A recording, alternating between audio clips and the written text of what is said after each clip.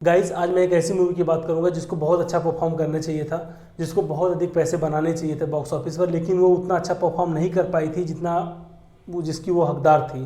Guys आज मैं बात करूंगा विक्रम मूवी की। विक्रम एक ऐसी मूवी है जो कभी कभी बनती है। ये एक ऐसी मूवी है जो वन टाइम एक्सपीरियंस है, जिसको सभी को सिनेमा में एक्सपीरियंस करना चाहिए था।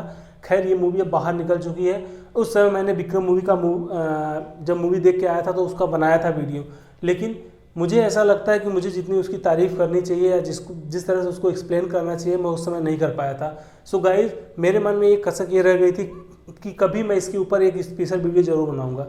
गाइस मैं आपके बीच आज विक्रम मूवी को लेकर एक वीडियो आ रहा हूँ। ये एक ऐसी मूवी है जिसको एक्सप्लेन कर पाना मुश्किल है कि ये मतलब इसमें क्या था। इस मूवी को आप देखना स्टार्ट करेंगे और ये मूवी कब ख़त्म हो जाएगी आपको पता भी नहीं चलेगा।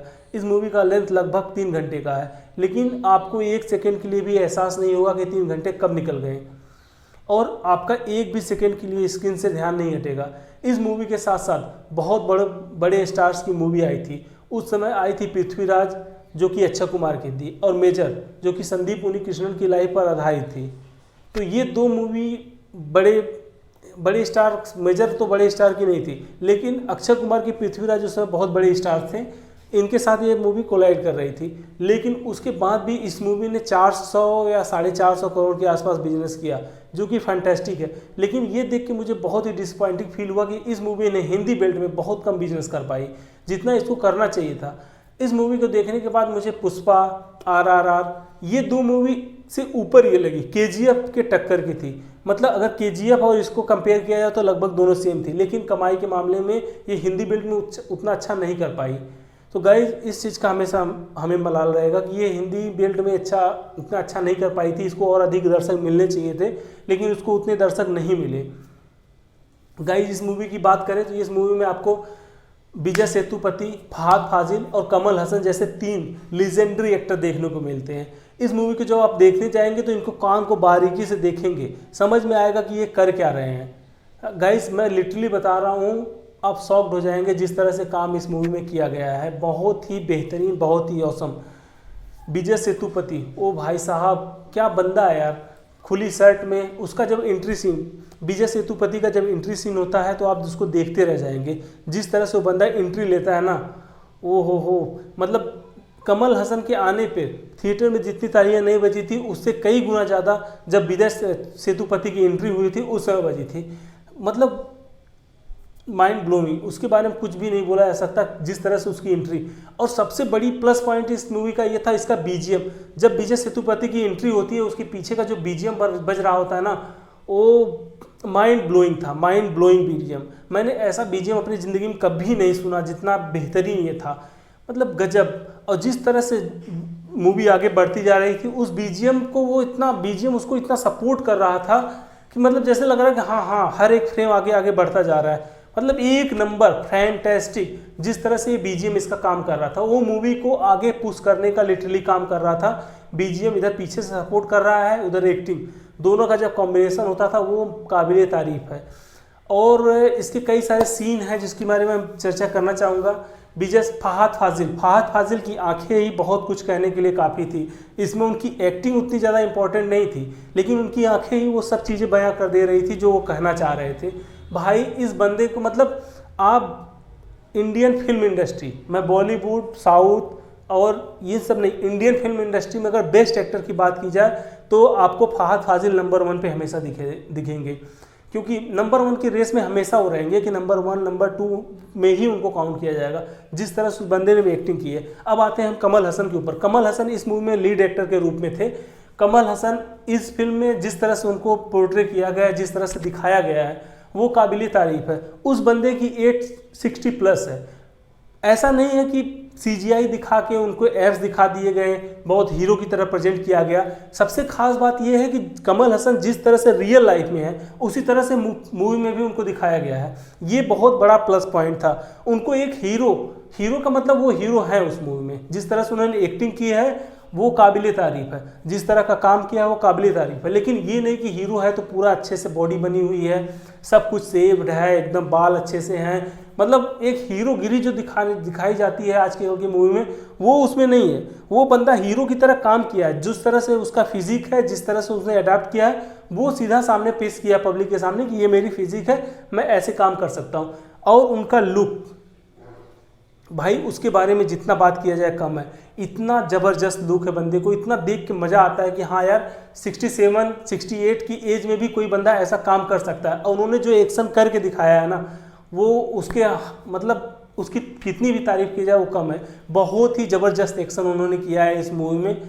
एक इंटरवल के पहले का एक शॉट था जिसमें विक्रम का खुलासा होता है या कुछ ऐसे, हमें लगता है आप लोगों ने मूवी देख लिया होगा तो थोड़ा सा एक स्पॉइलर हो सकता है।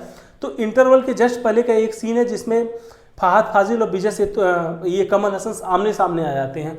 उस सीन में आपको देखने को मिलेगा कि उसमें एक्शन क्या होता है, सिंगल टेक एक्शन आपको देखने को मिलेगा।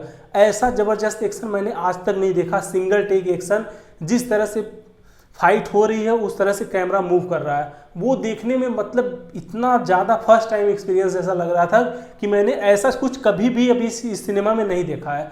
वो बहुत ही जानदार था। उसके बाद फर्स्ट हाफ तो कैसे निकल जाता पता नहीं चलता, सेकेंड हाफ में वो चीज़ें और भी अच्छे से स्पीड अप करती हैं, वो चीज़ें और भी अच्छे से स्पीड अप करती हैं, जिस तरह से बदला लिया जाता है। और उसके बाद एक सीन का मैं पक्का जिक्र करना चाहूँगा। एक लेडी होती है जो कि पहले कमांडर रहती है, एक कमांडो रहती है, लेकिन अब वो विजय कमल हसन के घर पे मतलब झाड़ू पोछा बर्तन ये सब काम कर रही होती है। जब गुंडे उसके पोते को मारने के लिए आते हैं, उस समय जब उसका रिविलेशन होता है, जिस तरह से वो काम करती है, जिस तरह से वो गुंडों को मारती है, इतना भयंकर गूज़बम्स आया था। वो सीन मैं अपनी ज़िंदगी में कभी नहीं भूलूंगा। जिस तरह से उसको इंट्रोड्यूस किया गया था, ऐसे लग रहा था कि एक नॉर्मल सी बाई है, लेकिन जब उसने गुंडों को मारना शुरू किया, जिस तरह से वो चाकू से मार रही थी, चम्मच से मार रही है, कांटा वाले चम्मच से मार रही है, वो काबिले तारीफ था। उसका कोई जोड़ नहीं है भाई, वो गजब था। और जो सीटिया माहौल जो थिएटर में बजना शुरू हुई ना, उसके लिए उतना तो कमल हसन के लिए भी नहीं बची थी, मैं सच कहूँ तो। बहुत ही गजब। ओवरऑल ये मूवी फैंटेस्टिक है। इस मूवी का सबसे बड़ा प्लस पॉइंट इसका एक्शन है, साथ ही साथ इस मूवी में इमोशन भी है।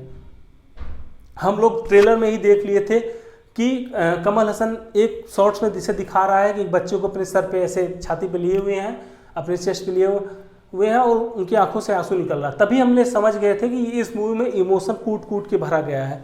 लेकिन जब इस मूवी को हम जो जाके थिएटर में एंजॉय किए, तब पता चला कि हाँ, ये मूवी का क्लास क्या है, इस मूवी का लेवल क्या है। बहुत ही गजब, काबिले तारीफ।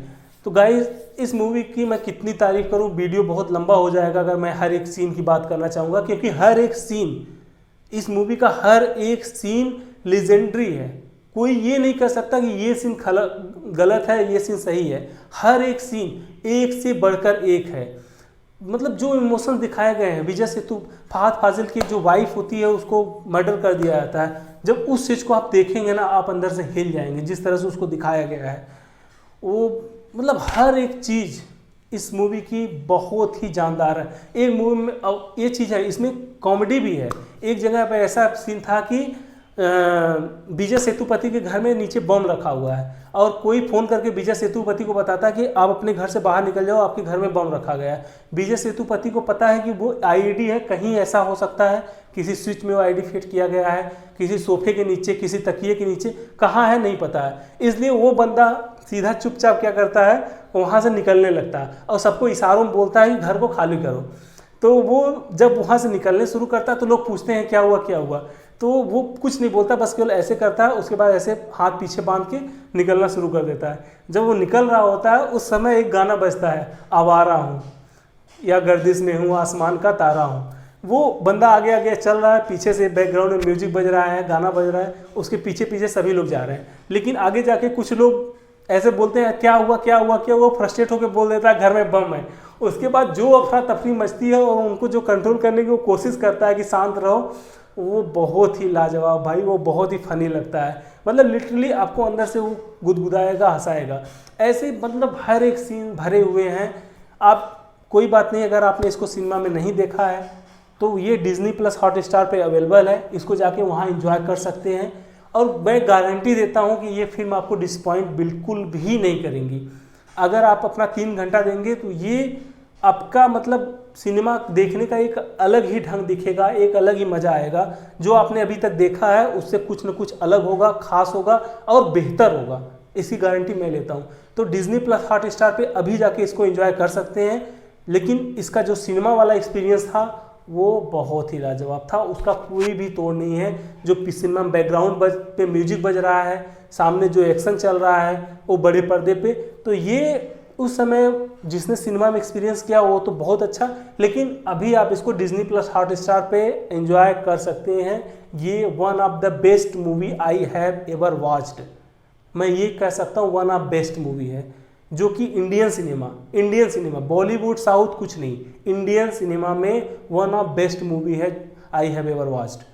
तो गाइज आपको जरूर जाके इसे एक बार जरूर देखना चाहिए। इस मूवी का मैंने वीडियो उस समय बनाया था, लेकिन मुझे लगा नहीं, अभी भी मेरे मन में तसल्ली नहीं हो रही कि मुझे ये वीडियो ख़त्म कर देना चाहिए, मुझे उसकी तारीफ बंद कर देनी चाहिए, क्योंकि वो ऐसी चीज़ है कि उसकी तारीफ ख़त्म हो ही नहीं सकती।